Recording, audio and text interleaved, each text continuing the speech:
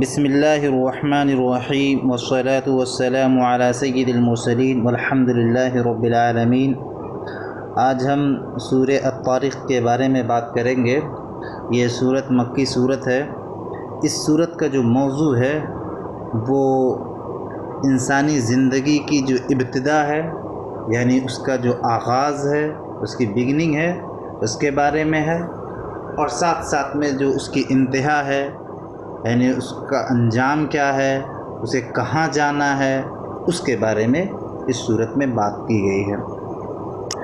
اس صورت میں وہی جو ابھی تک کا جو انداز تھا، یعنی قسم کھا کر چیزوں کو بیان کرنے کا، وہی سلسلہ یہاں بھی جاری ہے۔ آئیے اس صورت کا ترجمہ اور اس کی تفسیر سمجھنے کی کوشش کرتے ہیں۔ اعوذ باللہ من الشیطان الرجیم، بسم اللہ الرحمن الرحیم۔ والسماء والطارق، واو یہاں بھی قسمیہ ہے۔ السما کہتے ہیں آسمان کو، اور الطارق کہتے ہیں کوئی بھی چیز جو رات میں آتی ہو تو اس کو الطارق کہتے ہیں۔ لیکن یہاں کیا مراد ہے، اس کے بارے میں خود جو ہے اللہ تعالیٰ جو تیسری آیت ہے اس میں وضاحت کے ساتھ بتا رہا ہے کہ الطارق سے مراد وہ تارہ ہے، یعنی کہ وہ ایک جو ہے تارہ جو ثاقب ہے۔ اس کے بارے میں ہم انشاءاللہ تیسری آیت میں تفصیل سے بتائیں گے۔ تو یہاں جو مطلب ہوا کہ والسماء آسمان کی قسم، والطارق اور رات میں آنے والے کی قسم، یعنی رات میں جو نمودار ہوتا ہے، جو ظاہر ہوتا ہے، ٹھیک ہے، اس کی قسم۔ وما ادراک ما الطارق، وما ادراک آپ کو کیا پتا، ما الطارق کہ طارق کیا ہے، یہ جو رات میں نمودار ہونے والی، رات میں ظاہر ہونے والی، رات میں جو ہے وجود میں آنے والی یا رات میں دکھنے والی، یہ کیا چیز ہے، آپ کو کیا پتہ، یعنی تمہیں کیا پتہ۔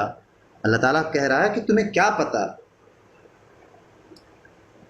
پھر یہ سوال کر کے اللہ تعالیٰ خود بتا رہا ہے کہ یہ ہے کیا، کیونکہ اللہ تعالیٰ نے سوال کیا اور اللہ تعالیٰ نے انسانوں کو سوال کر کے یہ بتلا دیا کہ تمہیں پتہ نہیں ہو سکتا، کیونکہ تم نہیں جان سکتے، کیونکہ تم اس کے خالق نہیں ہو۔ جو اس کا خالق ہے وہی اسے جانتا ہے۔ تو اس لیے اللہ تعالیٰ خود جواب دے رہا ہے، چونکہ وہ جان رہا ہے کہ انسان کے بس کی بات نہیں ہے کہ وہ سمجھ سکے کہ تاریخ کیا ہے، اس کا دماغ اتنا زیادہ بڑا نہیں ہے کہ وہ اس چیز کو سمجھ سکے۔ تو اللہ تعالیٰ خود کہہ رہا ہے کہ النجم الثاقب، وہ چمکتا ہوا ستارہ ہے، وہ چمکتا ہوا ستارہ ہے۔ یہ چمکتا ہوا جو ستارہ ہے، یہ کہا گیا کہ یہ زحل نامی ستارہ ہے۔ یہ بھی کہا جاتا ہے کہ یہ وہ ستارہ ہے جس کے ذریعے بحر و بر میں جب سفر کرتے ہیں تو اس کے ذریعے سے راستہ یعنی ڈائریکشن طے کرتے ہیں، یہ وہ ستارہ ہے۔ یہ بھی کہا جاتا ہے کہ یہ وہ ستارہ ہے جو آسمان میں سب سے زیادہ بلندی پر ہے، تو اس ستارے کو کہا جاتا ہے۔ یہ بھی کہا جاتا ہے کہ یہ وہ ستارہ ہے جو رات میں ظاہر ہوتا ہے اور دن میں ڈوب جاتا ہے، اور اس سے رات کی ابتدا ہوتی ہے، یعنی رات میں یہ وجود میں آتا ہے، رات میں ظاہر ہوتا ہے، تو یہ اس لیے الطارق کہا جاتا ہے۔ تو یہ ہے اس کا مطلب۔ یہاں پر اللہ تعالیٰ کیوں قسم کھا رہا ہے کہ آسمان کی اور پھر جو ہے اس روشن ستارے کی؟ اللہ تعالیٰ یہ جو قسم کھا رہا ہے یہاں پر، وہ یہ ہے کہ اللہ تعالیٰ اس بات کی طرف اشارہ کر رہا ہے کہ یہ جو آسمان ہے اور یہ آسمان میں جو ستارے ہیں، آپ دیکھیے کہ یہ آسمان کس طریقے سے بلند کیا ہوا ہے بغیر ستون کے، اور اس میں ستارے جو مختلف قسم کے ہزاروں لاکھوں کی تعداد میں جو ستارے ہیں وہ روشن ہیں، وہ چلتے رہتے ہیں، وہ اپنے مدار پر جو ہے چکر لگاتے رہتے ہیں، گھومتے رہتے ہیں، لیکن وہ ایک دوسرے سے ٹکراتے نہیں ہیں اور روشنی دیتے ہیں، اور اس کی روشنی بہت ہی خوبصورت، بہت اچھی ہوتی ہے۔ یہ کیا خود اپنے سے وجود میں آ گیا ہے یا کوئی ہے جو اس کا بنانے والا؟ کوئی ہے اس کے پیچھے، جو کوئی طاقت ہے جو اس کو بنانے والی، اس کو چلانے والی ہے، جو اس میں روشنی ڈالنے والی ہے، جو اس کو منظم طریقے سے جو ہے چلا رہی ہے۔ تو وہ اس بات کی طرف اشارہ کر رہا اللہ تعالیٰ کہ آپ ذرا دماغ لگائیے، ذرا سوچئے، اپنی دنیا، اپنے آسمانوں کی طرف دیکھیے، ستاروں کی طرف دیکھ کے ذرا سوچئے، کیا ایسے ہی وجود میں آ گیا ہے؟ پھر آگے کا جو پیغام اس کے ذریعے اور بات سمجھ میں آ جائے گی۔ پھر اللہ تعالیٰ کہہ رہا ہے کہ ان کل نفس لما علیہا حافظ۔ ان کا مطلب ہے نہیں کے مطلب، کل نفس یعنی ہر ذات، یعنی ہر جان، لما علیہا، لما کہتے ہیں مگر کے معنی میں، اور حافظ کہتے ہیں نگہبان کو، یعنی جو نگہبانی کرتا ہو، جو دیکھ بھال کرتا ہو، اس کو حافظ کہتے ہیں۔ تو یہاں پر کیا مطلب ہے؟ اس کا مطلب یہ ہے کہ کوئی بھی جان یونیورس میں نہیں ہے، کوئی بھی جاندار چیز یونیورس میں نہیں ہے جس پر اللہ تعالی نگہبان نہ ہو۔ حافظ سے یہاں اللہ تعالیٰ بھی خود مراد ہو سکتا ہے، جو اس پر نگہبان نہ ہو، یعنی اس کی دیکھ ریکھ نہ کر رہا ہو، اس پر اس کی نظر نہ ہو۔ یعنی اللہ تعالیٰ نے جو طے کر رکھا ہے ہر مخلوق کے لیے کہ اسے کتنے دن تک زندہ رہنا ہے، اسے کن چیزوں سے بچانا ہے، کب کس حادثے سے بچانا ہے، کب اس کو موت لانا ہے، ان ساری چیزوں کا وہ نگہبان ہے۔ اور دوسرا مطلب یہ ہے کہ حافظ سے مراد فرشتے ہیں، جو کرامن کاتبین ہیں، جو دائیں اور بائیں کندھے پر جو ہے مقرر ہیں، جو آپ کے اور ہمارے ہر عمل، ہر ایکشن کو جو ہے نوٹ کرتے ہیں، وہ اس سے مراد ہیں۔ تو پھر اللہ تعالیٰ کہہ رہا ہے اگلی آیت میں کہ جب ہمارے ہر کام پر، ہر ایکشن پر، ہر مومنٹ کو نوٹ کیا جا رہا ہے، اس کو جو ہے لکھا جا رہا ہے، اس کو رجسٹر کیا جا رہا ہے، تو ہمیں جو ہے بڑے خیال سے، بڑے دھیان سے چیزوں کو کرنا چاہیے، اور ہمیں جاننا چاہیے کہ ہمارا مقصد کیا ہے، ہماری حقیقت کیا ہے، اور ہمیں کیوں پیدا کیا گیا۔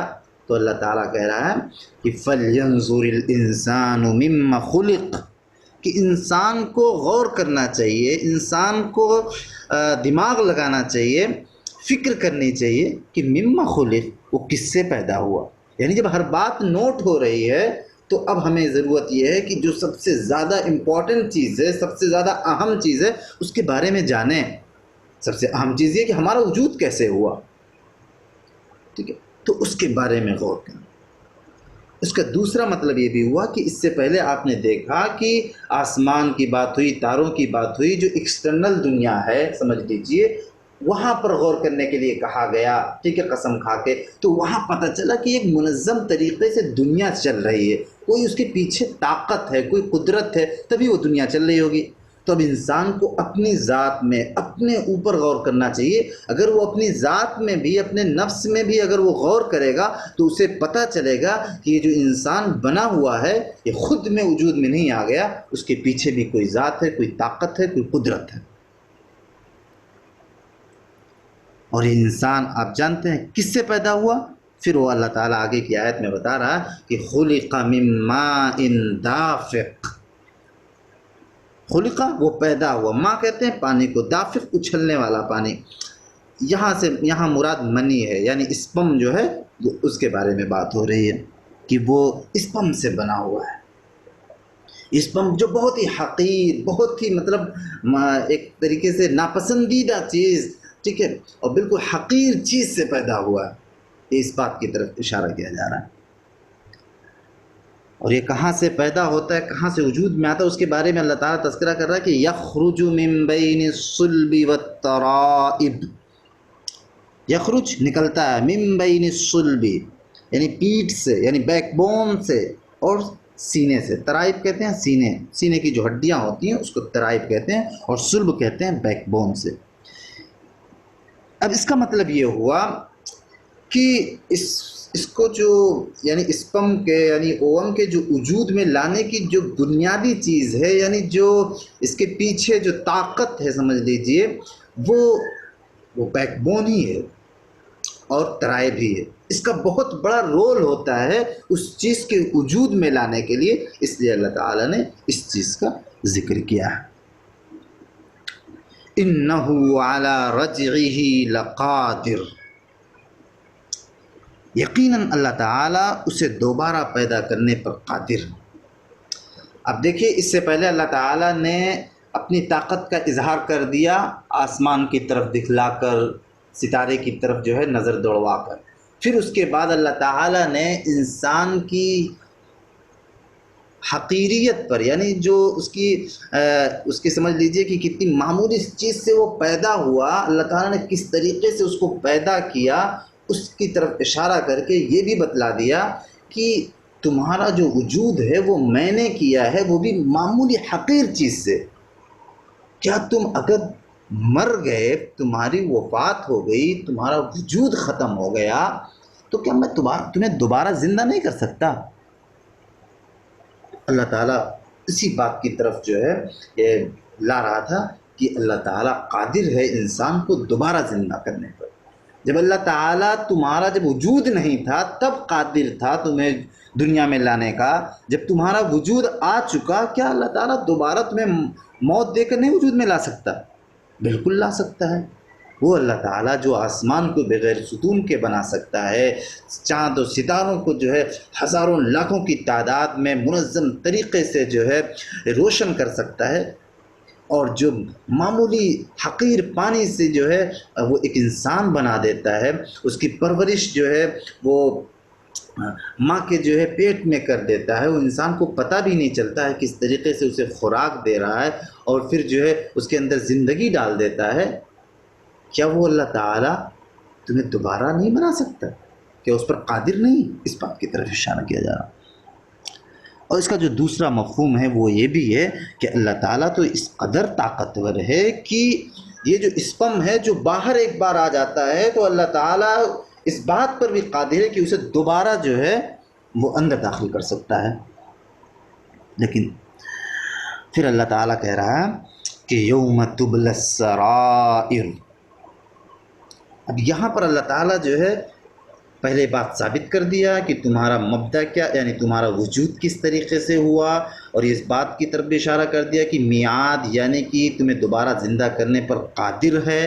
جب اللہ تعالیٰ زندہ کرنے پر قادر ہے تو پھر کہہ رہا ہے کہ یوم تبلی السرائر، یعنی اس دن، یعنی جس دن تمہیں دوبارہ پیدا کر دے گا، دوبارہ تمہیں زندگی دے گا، اس دن تمہارے جو راز ہیں، جو تمہارے پوشیدہ راز ہیں، اس کو ظاہر کیا جائے گا.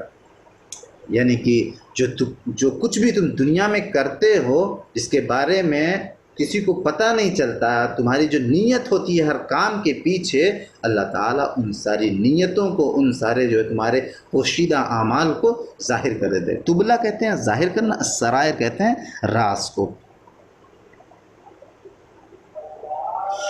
فما له من قوت ولا ناصر، تو نہیں ہے اس کے لیے کوئی قوت اور نہ کوئی مددگار. یعنی اس دن جب یہ سارے اعمال، ساری جو ہے یہ سارے تمہارے راز پوشیدہ جو ہیں، اس کو جب اوپن کیا جائے گا، سب کے سامنے کھول کر رکھ دیا جائے گا، تم چاہو گے بھی کہ کوئی مدد کرنے والا آ جائے، کوئی طاقت ہو جائے میرے اندر کہ میں ان رازوں کو دوبارہ سے چھپا لوں، کہ کہیں ایسا نہ ہو کہ میں نے جو فلاں شخص کے ساتھ غداری کی ہے، میں نے فلاں شخص کے ساتھ جو منافقت کی ہے، بیٹریل کیا ہے، وہ کہیں سب کے سامنے آیا نہ ہو جائے، سب کے سامنے پتہ نہ چل جائے، تو میرے پاس کوئی طاقت تو آ جائے، کوئی مددگار آ جائے، میری مدد کر دے، اسے روک دے، اسے نہ پتہ چلے، تو کوئی مدد کرنے والا نہیں ملے گا.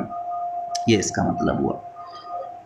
اس کے بعد جو اللہ تعالیٰ بیان فرماتا ہے کہ قسم کھا کر کس طریقے سے جو ہے وہ پھر بارش کی قسم کھاتا ہے، اس پر انشاءاللہ ہم اگلے جو ہے ویڈیو میں ڈسکس کریں گے. وآخر دعوانا ان الحمد للہ رب العالمین. صدق اللہ العلی العظیم.